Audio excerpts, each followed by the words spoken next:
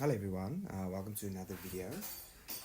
Today we're going to look at preliminary concepts in pharmacodynamics 1 and 2. So let's get right into it. So first we're going to look at the mechanisms of action of Viagra. So Viagra's generic name is sildenafil, but there's also some other variants called vardenafil and tadalafil. So what sildenafil will do is it acts as a phosphodiesterase 5 inhibitor, which means that it will physiologically relax smooth muscle, sphincters will open, and this will cause blood engorgement and penile erection. So the use of this is for erectile dysfunction and things like that. So what are the effects of this drug? Patients can talk about a blue flashing light. This happens due to the phosphodiesterase 5 inhibition in the retina of the eye. But it can also cause vasodilation, which can cause headache, as well as low blood pressure. And the difference between the three drugs here at the top is it's just the kinetics, the half-lives, and things like that. So also it's very important that sildenafil can cause vasodilation, so therefore you can't use sildenafil with nitrates because this will cause a massive drop in blood pressure. Okay. So also ED is also associated with many kinds of illnesses such as cardiovascular disease and diabetes. Okay, then the drug classes, there's about 70 groups, but there's only 6 types of drug classes, which is non-specific chemical and physical enzyme inhibitors, anti-metabolites, that synthesis, storage, reuptake, the voltage-gated modulators, and the physiological receptors. So non-specific chemical or physical is just something that's non-specific, so it can be ethanol or general anesthetics or bicarbonate, things like that. Enzyme inhibitors will inhibit the enzymes such as protein pumps, ACE inhibitors, yeah. And then antimetabolites. Antimetabolites is antimicrobials as well as antineoplastics. So antimicrobials is for treating viruses, bacteria, fungi, parasites, things like that. Selective toxicity to bacteria, and it can also be some antibiotic resistance and things like that. And antineoplastic is to treat cancer, so it's selective toxicity to cancer, but it's also very toxic because it will interfere with the transcription of the cell. Okay, then the next one is the synthesis, storage, reuptake, metabolism, things like that. So we're going to look at 2 types. So it's the reuptake inhibitors and the storage release stimulators. So the reuptake inhibitors are antidepressants and cocaine, whereas the storage release stimulators will be your amphetamines and ephedrine. So let's look at this sketch that I drew here. Okay, so this is a synaptic cleft. So what would happen is the synaptic nerve will secrete a neurotransmitter noradrenaline, and noradrenaline will be metabolized through a process called reuptake, where a synthesis called monoamine oxidase. The enzyme monoamine oxidase will break down noradrenaline. Okay, so what cocaine will do is cocaine or TCA, so cocaine or antidepressants, what they will do is they will inhibit this reuptake process, so reuptake won't take place, so more noradrenaline will be in the synaptic cleft, whereas amphetamines and ephedrine will just cause a excretion or secretion of noradrenaline, so the storage will be excreted into the synaptic cleft. So both cocaine and amphetamines and ephedrine will cause that there's more noradrenaline in the synaptic cleft. Okay. So yeah, okay. So let's look at a dopamine one. So it's also a synapse. Yeah. So there's also we also know that dopamine is the main molecule in addiction. So dopamine plays the biggest role in addiction. even behavioral addictions, dopamine is the main molecule responsible for this. But there's also conditions where dopamine, there isn't enough dopamine within the synapse, so the synaptical cleft. Diseases such as Parkinson's. So therefore, we use a drug called levodopa, and the way that I remember it is levodopa. So dopa means for dopamine. What levodopa will do is it acts as a dopamine transporter across the blood-brain barrier and into the synaptical cleft.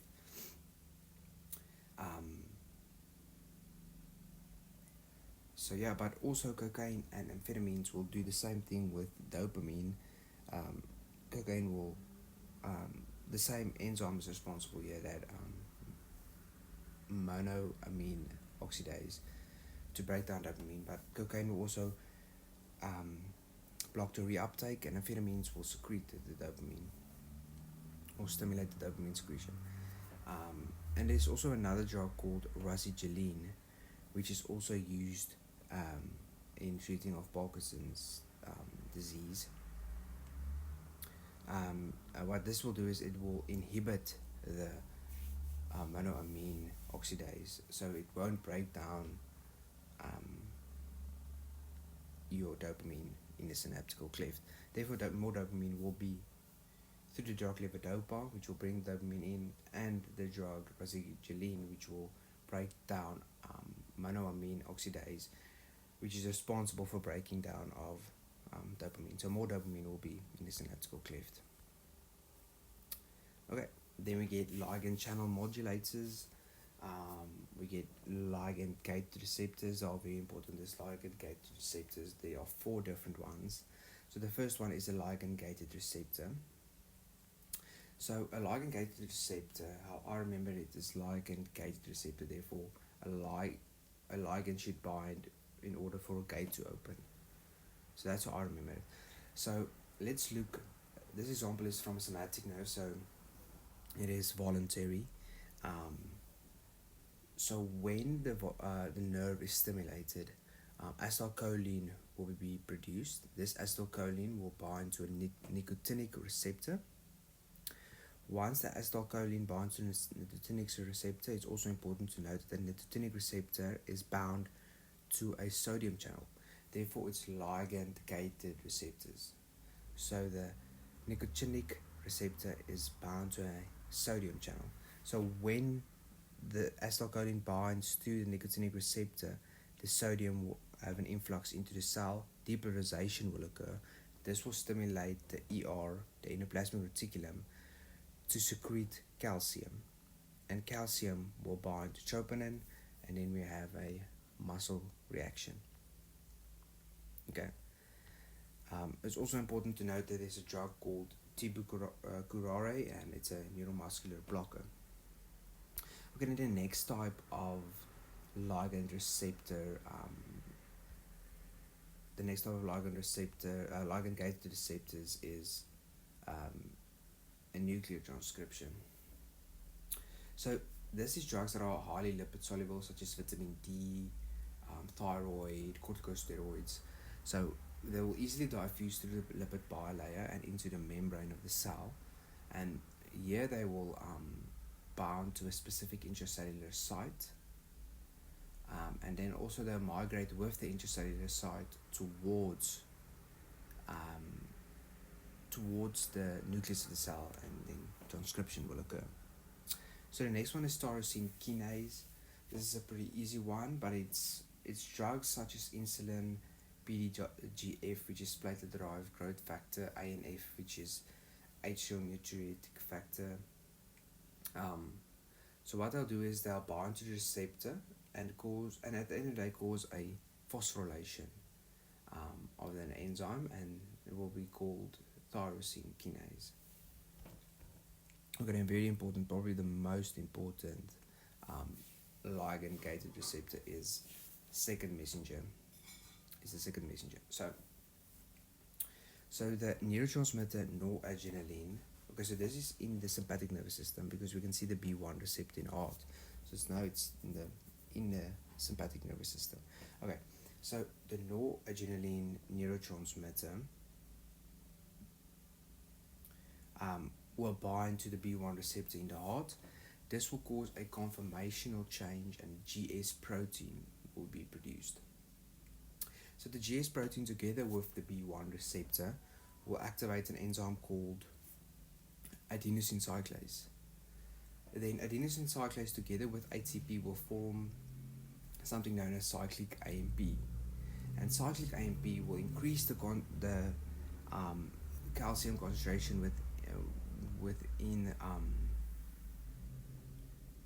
the cell in two ways. The first is it will keep the calcium voltage gated channels open for longer, and also it will bind to the sarcoplasmic reticulum and cause calcium to be released. And then calcium together with troponin will cause a contractility. So yeah, that's how second messengers work. Okay, now we're going to move on to agonists and antagonists. So an agonist, what's an agonist? Agonist is just a drug that will mimic the body's response. So it's a drug that will bind to the receptor but will do the same function as originally planned by the body, just maybe fasten the speed of the response. Then also you get antagonist. So antagonist is a drug that binds to the receptor but will cause that no second messengers will be formed. So therefore it will block the receptor. So it's basically a drug that will stop the receptor from producing a response. Okay, so the first type of antagonist is a competitive antagonist. So what a competitive antagonist is an antagonist that will bind to the receptor, which will cause that no second messengers be formed and therefore no response be formed. But also it is reversible, meaning that when you add enough concentration of an agonist, the response can be reversed. Therefore, the agonist will have a high affinity to bind to the receptor. So therefore, it's competitive because it's antagonist versus agonist. So one can limit the action or the blockade from the antagonist by just adding more concentration of the agonist. Yeah. Okay. Then you get also another important drug, which there isn't many drugs about this one, and we don't really like to use this drug, which is a uncompetitive antagonist. These antagonists are irreversible, meaning that when it binds to the receptor, it will form an irreversible blockade, meaning it doesn't matter how many agonist concentration you add, it's irreversible. So the only way to stop the blockade is to make more receptors. Yeah. Okay. Then you also get something known as a partial agonist. A partial agonist is a drug in low concentrations will act as an agonist, but at high concentrations it will act as an antagonist, and more importantly a non-competitive antagonist. But they're also very important and they help us stimulating second messengers. Okay, so let's look at the dose response curves. So right at the top, that's the maximal efficacy, and then at the bottom you can see the EC50 value, which is you just read off the x-axis, and it's also always at 50%. Then we have the log dose response curve. So we use the log dose response curve. We don't use the normal one. We use the log one. And the reason for this is that you can see at which concentrations the drug isn't effective at all. So one can see from about 0 to 10, the drug isn't effective whatsoever.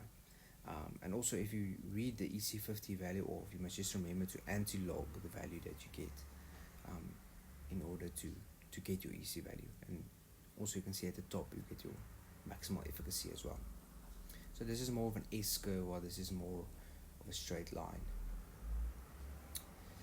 Okay, so when we're comparing two drugs, one can see curve A and curve B has the same maximal efficacy, but adrenaline has a better EC value than dopamine, which means you're going to need less drug less concentration of drug A to get the same response than more concentration of drug B. So yeah. Then also, if we're looking at competitive antagonists, so competitive antagonists, once again, it's reversible because they compete with the agonists. So one can see curve A is normal adrenaline, so it's the agonist. And then in curve B, you also have an agonist with a competitive antagonist. So one can see that the charge shifts to right, so meaning the EC value of curve A is better than the EC value of curve B, or it's lower than the EC value of curve B, but the maximal efficacy is the same. So this is important. In competitive antagonists, the maximal efficacy is the same. Okay. And then if you look at partial agonists, one can see that the EC value is the same in a partial agonist. The EC value is the same, but the Emax value is lower. And the reason for this is that partial agonists at a high concentration will cause